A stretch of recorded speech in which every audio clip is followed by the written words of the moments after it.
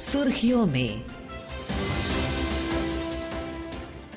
ये आकाशवाणी है।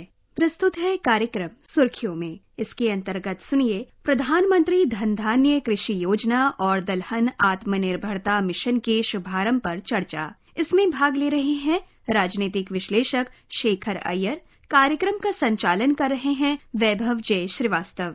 प्रधानमंत्री नरेंद्र मोदी ने आज नई दिल्ली में एक विशेष कृषि कार्यक्रम में कृषि और इससे जुड़े क्षेत्रों में 42,000 करोड़ रुपए से अधिक की कई परियोजनाओं का शुभारंभ, लोकार्पण और शिलान्यास किया। श्री मोदी ने भारतीय कृषि अनुसंधान संस्थान में आयोजित कार्यक्रम में कृषि क्षेत्र की दो प्रमुख पहलों पीएम धन धान्य कृषि योजना और दलहन में आत्मनिर्भरता मिशन का शुभारंभ किया। किसी भी देश के लिए विकसित होने के लिए ये बेहद जरूरी है कि वो अलग अलग दिशाओं में, अलग अलग क्षेत्रों में आत्मनिर्भर हो और प्रधानमंत्री मोदी का यही मंत्र रहा है कि भारत को विकसित करने के लिए जो एक सबसे अहम पहल है वो है आत्मनिर्भरता की, वो है सेल्फ रिलायंस की।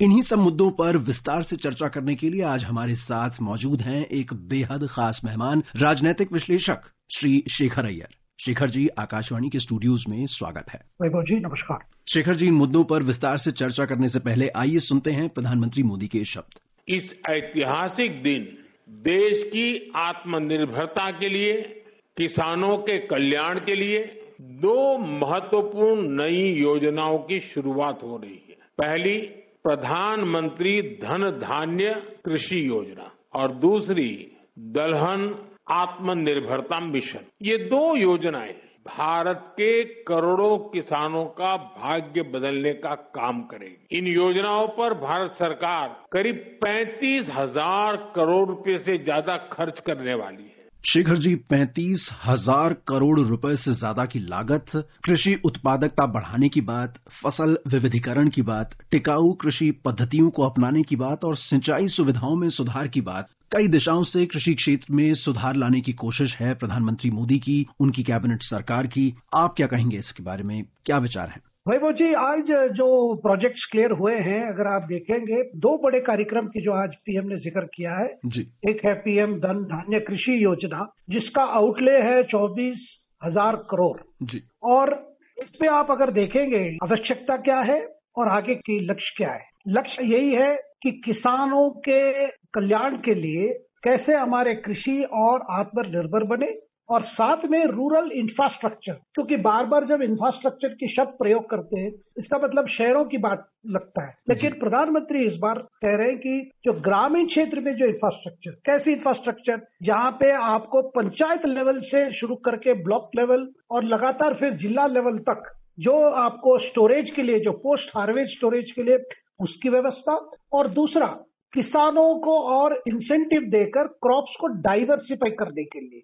क्योंकि लगातार एक चिंता आ रही है कि बार बार आप चावल गेहूं ये करते जाएंगे, इसका मतलब वाटर टेबल का भी एक खतरा बनता जा रहा है कई राज्यों में।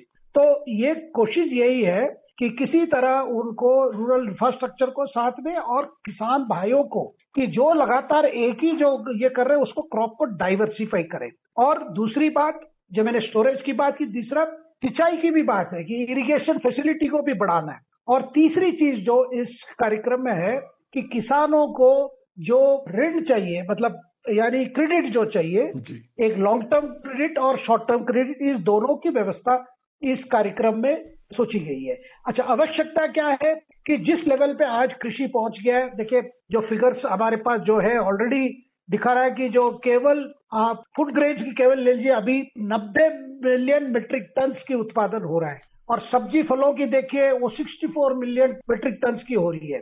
और आजकल मिल्क प्रोडक्शन को भी, डायरी सेक्टर को भी इसमें कृषि क्षेत्र में लिया जा रहा है। आज भारत विश्व में सबसे नंबर 1 मिल्क प्रोडक्शन है, लेकिन डिमांड्स भी बढ़ता जा रहा है। इसलिए प्रधानमंत्री ये कार्यक्रम ऐसे एक व्यवस्था बनाए ताकि किसानों को पूरी एक प्रकार से इंफ्रास्ट्रक्चर मिले, फाइनेंशियल सपोर्ट मिले। 2014 में पदभार संभालने के बाद से ही प्रधानमंत्री मोदी की ये कोशिश रही है कि भारत जल्द से जल्द विकसित बने, लेकिन इस विकसित बनने की जो जर्नी है, ये जो सफर है, इसमें कृषि क्षेत्र कहीं पीछे ना रहे, वो हमेशा अग्रणी रहे, कृषि क्षेत्र हमेशा मजबूत बना रहे, हमारे जो किसान भाई बहन हैं उनकी आय दुगनी तिगुनी होती रहे। ड्रोन दीदी से लेकर अलग अलग ऐसे क्षेत्रों में अलग अलग ऐसी नीतियां लाई गई जिसकी वजह से कृषि क्षेत्र में सुधार आए। आइए सुनते हैं प्रधानमंत्री के शब्द दलहन योजना के बारे में। 11,000 करोड़ रुपए से अधिक का दलहन आत्मनिर्भरता मिशन इसमें किसानों की बहुत मदद करेगा। लक्ष्य ये है कि दाल की खेती में 35 लाख हेक्टेयर की वृद्धि हमें कैसे भी करके करनी है। इस मिशन के तहत तूर, उड़द और मसूर दाल की पैदावार बढ़ाई जाएगी। दाल की खरीद की उचित व्यवस्था की जाएगी। इससे देश के करीब 2 करोड़ दाल किसानों को सीधा लाभ होगा।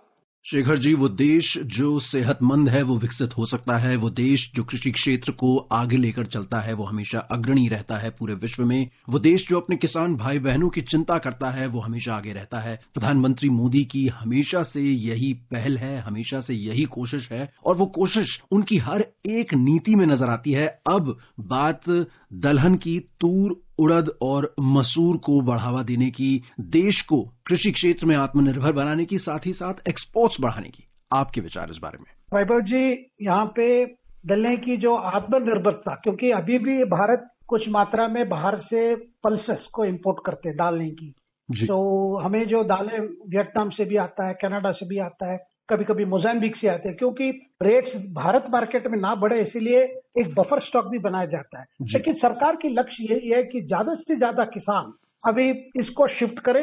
एक तो जहां पे जिस जमीन पर अभी कर रहे हैं उसी में पहले प्रोडक्टिविटी बढ़ाए, यानी प्रोडक्शन पर हेक्टेयर बढ़े। और प्राइम मिनिस्टर ने अभी, हमने भी सुना कि 35 लाख हेक्टेयर में और ज्यादा आने की बात है, मतलब दालें की फसल ये करने के लिए। इसमें दूसरी बात, एक तो प्रोडक्टिविटी बढ़ना है, फिर दूसरा जो अभी है उससे मतलब जो एरिया है उसको भी बढ़ाना है, और तीसरी बात वैभव जी बहुत इंपॉर्टेंट बात है, प्राइम मिनिस्टर के इस कार्यक्रम में वैल्यू चेन की बात हो रही है। वैल्यू चेन का मतलब जैसे ही आपकी फसल ये होके आ रही है उसकी प्रोक्योरमेंट होना है, फिर उसकी स्टोरेज, और स्टोरेज के बाद प्रोसेसिंग, यानी उस दालें की जो प्रोसेसिंग होनी है उसके लिए यूनिट्स भी चाहिए, वो भी ग्रामीण लेवल पर चाहिए। उसके बाद और उसमें जो हमेशा इस तरह की लॉसेस बहुत है उसको भी कम करना है। ये 3 लक्ष्य है इसमें, ये जो आत्मनिर्भर ये के लिए, और इसीलिए ये कार्यक्रम शुरू किया जा रहा है। वैसे हम देखें तो लगातार सरकार की कोशिश है कि भाई किसान भाई ये जो इस पे शिफ्ट कर दें, केवल चावल और गेहूं तो बहुत प्रोडक्शन हो ही रहा है, लेकिन ये दालें पे आ जाए और साथ में फल और सब्जी, इसकी भी कल्टीवेशन की सरकार बहुत एनकरेज कर रही है। तो इसका मतलब शेखर जी बेहद जरूरी है कि एक आत्मनिर्भर और सशक्त देश के साथ साथ हमारा जो किसान हो देश का वो भी सशक्त हो। बजट एलोकेशन को लगातार बढ़ाया जा रहा है। ऐतिहासिक रूप से कभी भी ऐसा नहीं हुआ था कि जितना पैसा आज सरकार कृषि क्षेत्र में खर्च कर रही है वो पहले कभी हुआ हो। कई नेताओं ने बातचीत की कृषि क्षेत्र को अंतर्राष्ट्रीय लेवल तक ले जाने की, उसे ट्रांसफॉर्म करने की, लेकिन मोदी जी की नीतियों में ये साफ और स्पष्ट है कि कितना ज्यादा महत्व दिया जाता है किसान भाई बहनों को और कृषि विभाग को। आइए सुनते हैं मोदी जी के शब्द जिसमें वो सशक्त किसानों और बढ़े हुए बजट एलोकेशन की बात कर रहे हैं। बीते 11 वर्षों से सरकार का निरंतर प्रयास रहा है कि किसान सशक्त हो, खेती पर ज्यादा निवेश हो। हमारी ये प्राथमिकता खेती के बजट में भी दिखती है। बीते 11 वर्षों में खेती का बजट करीब 6 गुना बढ़ गया है। इस बढ़े हुए बजट का सबसे अधिक फायदा हमारे छोटे किसानों को हुआ है। शेखर जी, आपके विचार? बिल्कुल, देखिए लगातार ये सरकार ने कई कार्यक्रम किसानों के कल्याण के लिए शुरू किया है। हम जानते हैं जो पीएम के किसान निधि योजना है, इसके साथ किसान क्रेडिट कार्ड्स की जो योजना है, इसमें कई किसान भाइयों को इसमें कवर किया गया है, जिसकी वजह से आज किसान भाइयों को कभी ये चिंता नहीं है कि जो खर्चे होते हैं, जो पोस्ट हार्वेस्ट की जो खर्चे होते हैं, वो सरकार साल में 2 बार 6,000 करके देती है। इसमें से बहुत फायदा हो रहा है, क्योंकि पहले साहूकार गांव में बड़े कंट्रोल करते थे क्योंकि वही क्रेडिट देते थे, लेकिन अभी सरकार ने ऐसा व्यवस्था कर दिया, डायरेक्ट बेनिफिट ट्रांसफर के माध्यम से उनकी बैंक के खाता में जाके पैसे जमा हो जा रहा है, जिसको वो यूज कर सकते हैं अपने खर्चे के लिए। ये फसल ये होने के बाद पोस्ट जो हार्वेस्ट की जो खर्चा है उसको लेकर है। इसके अलावा दूसरी बात वैभव जी मैं कहना चाहता हूँ, आज भी हमने देखा जो प्राइम मिनिस्टर जितने कार्यक्रम शुरू किए उसमें 5,450 करोड़ तो केवल बाकी चीजें जैसे जो पशुपालन, उसके बाद फिशरीज के लिए भी और फूड प्रोसेसिंग। देखिए फूड प्रोसेसिंग भी बहुत बड़ी, क्योंकि हमेशा क्या होता है उत्पादन ज्यादा हो जाता है और उसको ट्रांसपोर्ट करने में दिक्कत होता है, वो खराब होने लगते हैं क्योंकि एग्रीकल्चर की जितने प्रोड्यूस है उसकी शेल्फ वैल्यू भी कम है। तो सरकार चाहती है कि जैसे हमने कहा कि आपको कोल्ड स्टोरेज की फैसिलिटीज सिर्फ गांव से शुरू होना चाहिए, बड़े बड़े गांव से लेकर जिला पंचायत तक। ऐसी अगर वहां से हम स्टोरेज की फैसिलिटीज बनाएं तब उसको स्टोर कर सकते हैं और जब जरूरत है, जब डिमांड बढ़ती है तब बेच सकते हैं। आजकल क्या होता है, वो प्याज हो टमाटर हो ऐसी है कि कभी कभी ज्यादा प्रोडक्शन हो जाती है, फिर उसकी मार्केट का वैल्यू भी गिरने लगता है, जो किसान को बहुत चोट पहुंचता है। और सरकार नहीं चाहती कि वैसी स्थिति बने रहे। ये चेंज होना है, काफी चेंज हो चुका है। आप जानते हैं ग्रीन ट्रेन्स भी चलती है जी, लगातार डेडिकेटेड आपकी फ्रेट सर्विस चलता है, जो किसान जो बार बार प्रीमियम करते हैं, फ्रॉम सीड टू मार्केट, यानी बीज से लेकर मार्केट तक। यही है सरकार की जो कल्पना है और यही इनकी सारे स्कीम्स के पीछे यही एक मोटो है।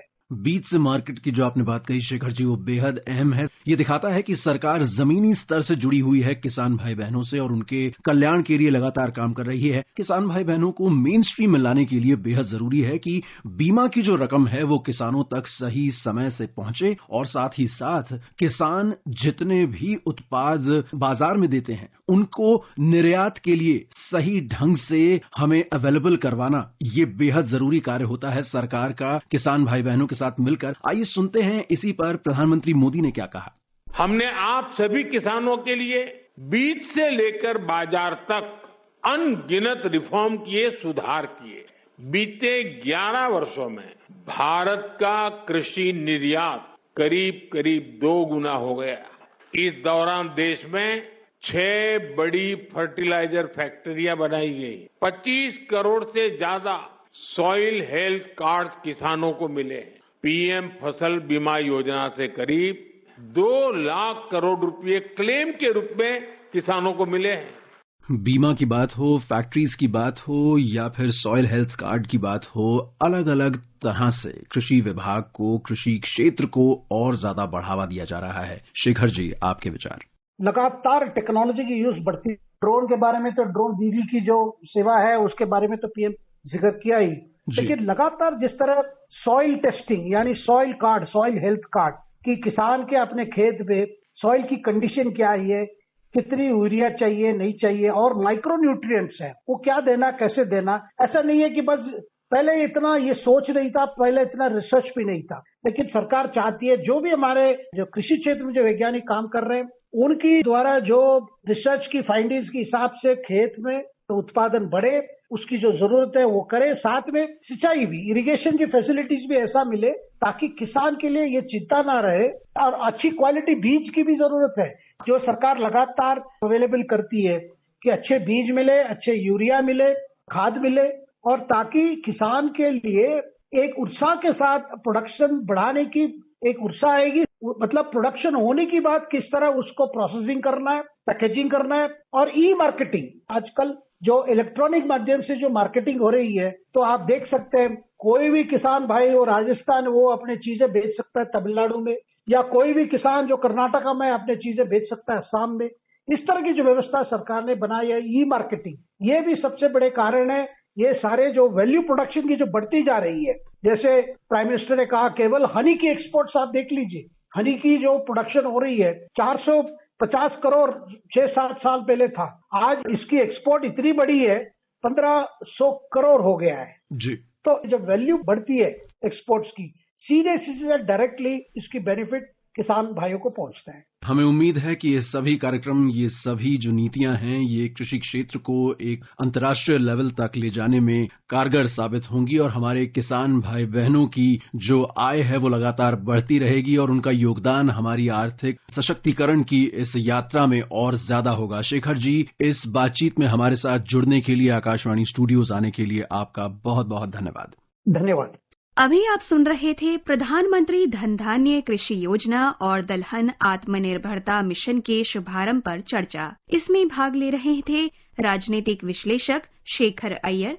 कार्यक्रम का संचालन कर रहे थे वैभव जे श्रीवास्तव। ये कार्यक्रम आकाशवाणी के समाचार सेवा प्रभाग द्वारा प्रस्तुत किया गया। सुर्खियों में